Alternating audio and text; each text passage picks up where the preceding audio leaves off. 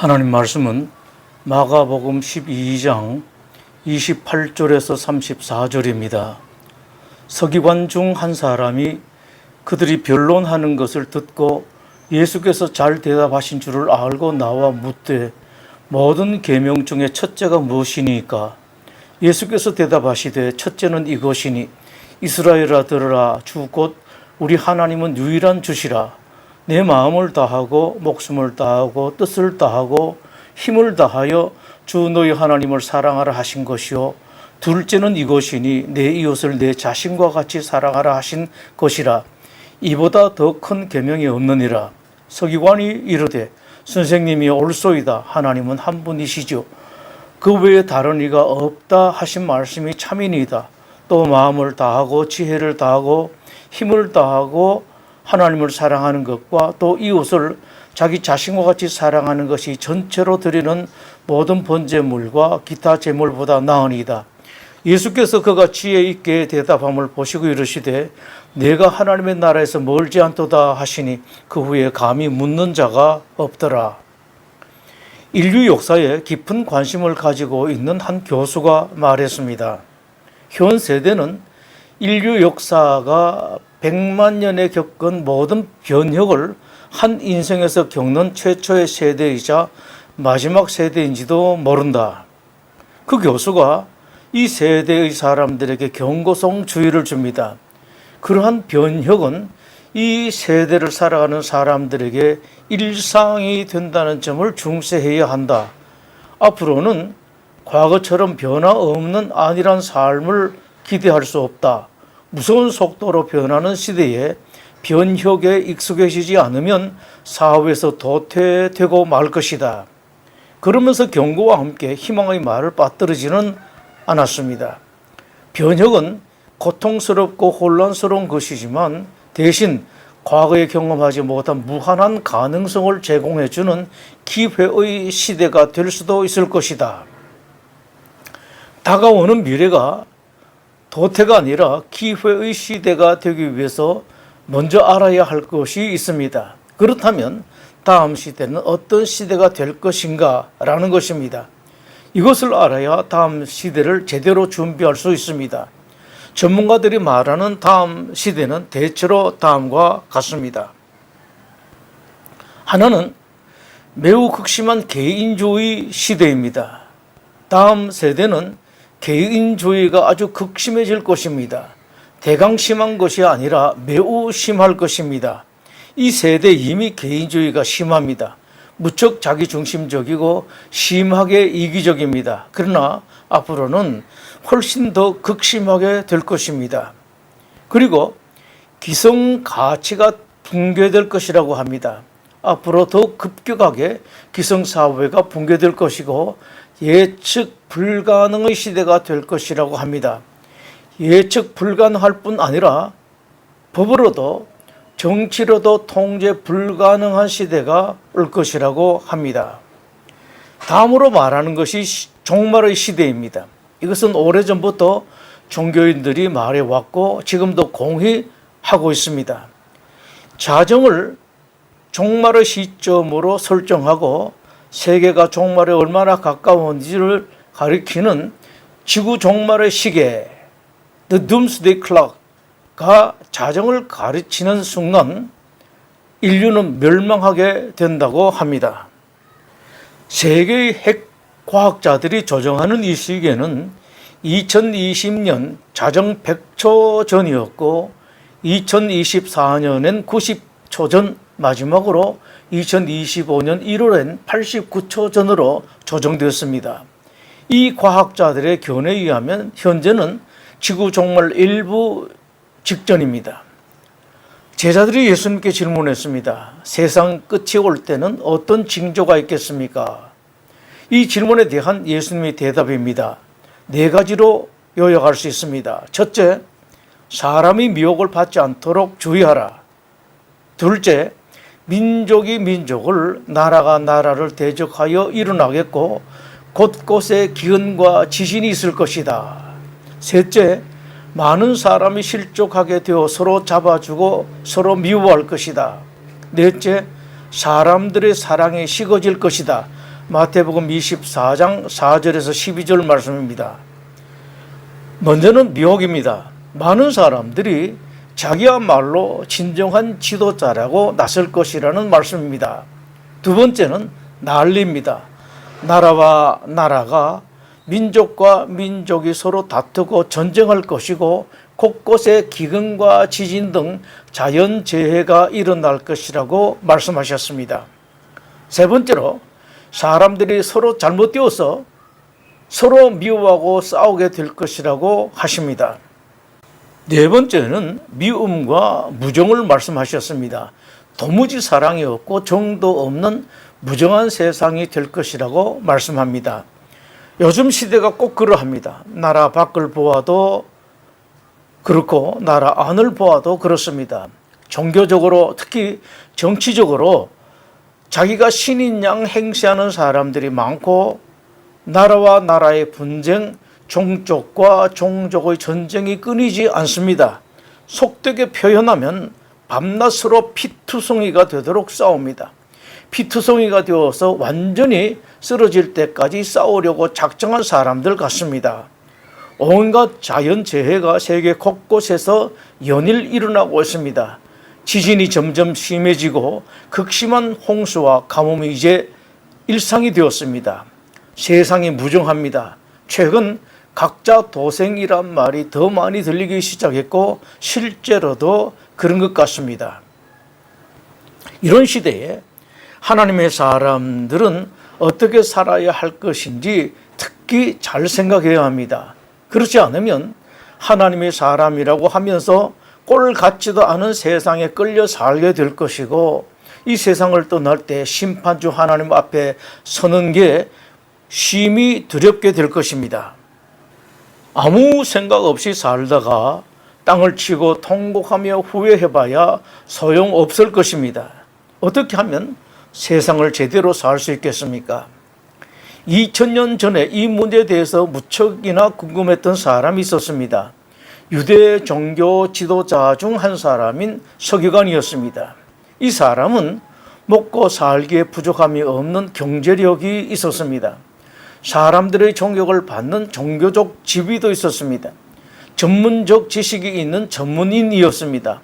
한평생 나름대로 성경을 연구하고 깊은 신앙 생활을 했습니다. 이 사람의 마음속에 깊은 갈급함이 있었습니다. 내가 이렇게 살고 인생을 끝내도 되겠는가? 아쉬움과 허전함 그리고 공허가 이 서기관 마음속에 있습니다. 그냥 이대로 살 수는 없다. 이것은 아니다. 그렇다면 어떻게 살아야 할까 고민이 심했습니다. 그러던 차에 예수님의 소문을 듣고 저분이라면 나의 이 문제에 확실하게 대답해 줄 수 있을 것이라고 생각하고 예수님을 찾아 질문했습니다. 모든 계명 중 첫째가 무엇이니까? 이 말은 내가 어떻게 살아야 하는지를 묻는 질문입니다. 이 질문에 예수님께서 대답하십니다. 네 마음을 다하고 목숨을 다하고 뜻을 다하고 힘을 다하여 주 너의 하나님을 사랑하라 하신 것이요, 둘째는 이것이니 내 이웃을 내 자신과 같이 사랑하라 하신 것이라. 이보다 더 큰 계명이 없느니라. 예수님의 이 대답은 서기관이 이미 알고 있던 말씀이었습니다. 그런데 이미 알고 있던 말씀을 예수님께서 말씀하시니 눈앞이 훤해졌습니다. 가슴이 뚫렸습니다. 이 서기관은 지금까지 나름대로 이런저런 노력도 해보았고 이렇게 저렇게 살아도 보았습니다. 그런데 문제가 해결되지 않았습니다. 워낙 어려운 문제라 자기 힘으로는 결코 해결될 것 같지 않았습니다. 그런데 그 어려운 문제가 예수님의 한마디 말씀으로 단번에 해결되었습니다. 그 서기관의 마음을 아시고 예수님께서 큰 칭찬을 하셨습니다. 34절 말씀입니다. 내가 하나님 나라에서 멀지 않도다. 큰 칭찬입니다. 그러나 예수님이 그 칭찬 말씀 중에 무언가 찌르는 것이 있습니다. 멀지 않도다라는 말씀입니다. 가까이는 갔는데 아직은 아니라는 말씀입니다. 많은 사람들이 감명을 받습니다. TV 드라마를 보고 책을 읽고 심지어는 조폭 영화를 보고도 감동을 받습니다. 그런데 너무나 많은 사람들이 감동을 받지만 그것으로 끝나고 맙니다. 예수님께서 하신 말씀이 그것입니다. 그것으로 끝나지 말고 그 말씀대로 살라는 말씀입니다. 어떻게 사는 것이 제대로 사는 것인가? 이에 대한 예수님의 가르침은 다음과 같습니다. 첫째는 주 곧 우리 하나님은 유일한 주시라는 29절 말씀입니다. 하나님 한 분만이 우리 주인이다. 한 분만을 나의 모든 것으로 여기라는 말씀입니다. 이것을 다른 방향으로 말씀드리면 하나님 한 분 이외에 다른 것들, 이런 것 저런 것 전부 다 그저 그런 것으로 여기라는 말씀입니다. 사람들은 그것 없으면 못 살 것처럼 귀하게 여기는 것들이 있습니다. 사람마다 다르지만 내용을 들어보면 거의 비슷합니다. 성경도 사람들이 어떤 것을 좋아하고 어떤 것을 귀하게 여기는가를 말씀하시는데 거의 다 같은 내용입니다. 먼저 창세기 3장에서 먹음직하고 부함직하고 지혜롭게 할 만큼 탐스럽기도 한 것 세 가지를 말씀하십니다. 두 번째는 신약 첫머리에 예수님을 시험하는 마귀를 통해서 보여주십니다. 돌로 떡을 만들라고 합니다. 물질입니다. 그리고 많은 사람들이 보는 가운데 성전 높은 곳에서 뛰어내리면 수많은 사람들이 환호할 것이라고 합니다. 명예입니다. 한 번만 절하면 세상의 모든 것을 다 주겠다고 말합니다. 소유입니다. 그리고 요한 1서 2장에서 육신의 정욕, 안목의 정욕, 이생의 자랑 세 가지를 말씀합니다. 육신의 정욕은 육체적 쾌락, 또 인간적으로 좋은 물질을 말합니다. 안목의 정욕은 눈으로 보기에 좋은 것으로 자랑거리 그리고 명예를 말합니다. 이생의 자랑에 대해서 다른 번역 성경은 재산 자랑이라고 말합니다. 다른 사람에게 자랑하고 싶은 나의 무엇을 말합니다. 이것들이 모두 현대인의 우상입니다. 현대인들의 우상은 대표적으로 돈이고 또 하나는 명예입니다. 여기에 두 가지가 더해집니다. 건강과 자식입니다. 어떻게 보면 가장 필요한 것이고 좋은 것입니다. 그런데 성경은 이것을 좋지 않다고 말씀하시는 것이 아닙니다. 말씀하시는 것은 이것입니다. 아무리 귀한 것이고 좋고 필요한 것이라고 할지라도 그런 것에 무게를 두지 말라. 마치 우상처럼 여기지 말라. 그저 그러려니 하라고 말씀하십니다. 나쁜 것이니 버리라고 말씀하시는 것이 아닙니다. 무게 중심을 그런 곳에 두지 말라는 말씀입니다. 하나님의 사람들이 힘쓰고 애쓸 것은 단 하나, 하나님 한 분이라는 말씀입니다. 하나님께 모든 마음을 두라. 뜻과 힘을 다해 하나님을 사랑하라. 심지어는 목숨을 바칠 듯이 하나님을 사랑하라고 말씀하십니다. 여기서 중요한 질문을 하나 해야 합니다. 하나님께서 왜 이런 것을 신자들에게 요구하시겠습니까? 하나님 좋으시라고 요구하시겠습니까? 분명하게 말씀드립니다. 우리가 하나님을 사랑한다고 하나님이 득보실 것 하나도 없습니다. 여러분이 하나님께 영광 돌리지 않는다고 하나님께서 영광 받는 일이 줄어드는 것이 하나도 없습니다. 그런데 그런 말씀을 하시는 까닭은 여러분이 행복하게 살기를 바라시기 때문입니다. 주님의 이 말씀이 옳다 여겨지는 사람이라면 당연하게 생기는 질문이 있을 것입니다. 그렇다면 내가 어떻게 하면 하나님을 사랑할 수가 있겠는가? 이 질문의 답은 아주 간단합니다. 하나님의 좋아하시는 것이 무엇인지를 알면 됩니다.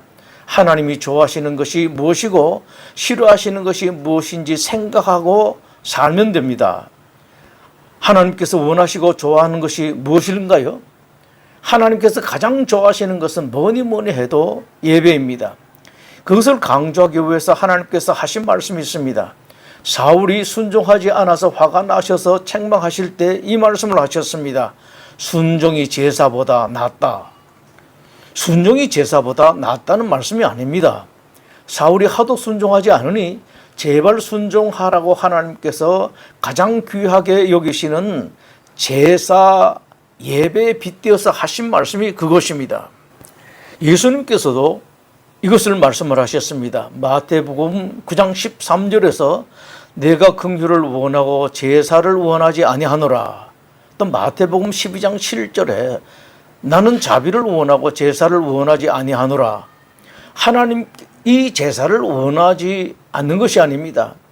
사람들이 하도 긍휼이 없고 자비가 없기 때문에 하신 말씀입니다. 하나님께서 아주 분명하게 귀하게 여기는 것이 제사 예배라는 것을 그 말씀들에서 알 수 있습니다. 예배를 귀하게 여기십시오. 진정 하나님을 사랑하신다면 예배를 귀하게 여기십시오. 진정으로 하나님을 사랑하는 사람은 예배를 좋아하고 예배를 귀하게 여기는 사람입니다. 세계에서 제일 성공한 사람 록펠러의 성공 비결 첫 번째가 교회에 가면 맨 앞자리에서 예배를 드린다는 것이었습니다. 두 번째 하나님께서 좋아하시는 것이 사람입니다. 하나님은 사람을 좋아하십니다. 정말로 좋아하십니다. 본문에서 그것을 이웃이라고 표현하십니다. 사람을 사랑하라는 말씀에 당장 따라오는 질문이 있습니다. 예수님께서 사랑하라고 하신 사람이란 어떤 사람들인가? 모든 사람입니다. 예수님께서 그것을 이렇게 말씀하셨습니다. 마태복음 5장 45절 말씀입니다. 하나님이 그 해를 악인과 선인에게 비추시며 비를 의로운 자와 불의한 자에게 내려주심이라. 하나님은 모든 사람을 다 사랑하십니다. 좋은 사람, 안 좋은 사람, 예수님 믿는 사람이나 안 믿는 사람, 심지어 귀신 믿는 사람까지도 사랑하십니다. 신자들이 할 일은 이런저런 핑계 대지 말고 모든 사람을 사랑하는 것입니다. 이것이 진정 하나님을 사랑하는 것입니다. 미국 TV 드라마 이야기입니다. 대통령이 병으로 죽었습니다. 그 뒤를 이어서 부통령이 대통령이 되었습니다. 그런데 그 부통령만 아니었으면 자기가 대통령이 될 사람이 있었습니다. 하원 의장입니다. 그 하원 의장은 자기가 대통령이 되지 못한 것이 너무나 속상해서 틈만 나면 승계받은 대통령을 지저분하게 짝이 없는 방법으로 괴롭혔습니다. 이런 일이 있을 때 꼭 기억해야 할 말씀이 있습니다. 에스겔서 18장 20절 말씀입니다. 의인의 공의도 자기에게로 돌아가고 악인의 악도 자기에게로 돌아가리라. 그런 하원 의장의 정치 생명이 확실하게 끊길 만한 치명적인 것이 발견되어 대통령 손에 전달됩니다.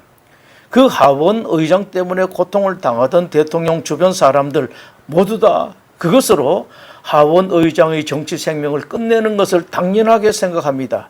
모두들 이제 하원 의장의 생명은 끝났다. 그런 사람은 그렇게 당해야 마땅하다고 생각들 합니다. 그것을 손에 든 대통령은 많은 생각을 합니다. 그러다 추수감사절에 원수 같은 하원 의장을 백악관 자기 집 행사에 초청합니다. 그리고 문제에 그것을 추수감사절 선물로 줍니다. 그 선물을 주면서 이 말을 덧붙입니다. 원본이고 사본은 없습니다. 예수님께서 누가복음 6장에서 말씀하십니다. 너희 원수를 사랑하며 너희를 미워하는 자를 선대하며 너희를 저주하는 자를 위하여 축복하며 너희를 모욕하는 자를 위하여 기도하라. 기도하겠습니다. 하나님의 사람들이 어떻게 살아야 할 것인가를 우리 성도들에게 가르쳐 주시고 마음속에 깊이 새겨 주셔서 정말로 하나님을 사랑하는, 그리하여 하나님으로부터 정말로 사랑받는 성도들이 다 되게 하여 주시옵소서. 예수님 이름으로 기도드립니다. 아멘.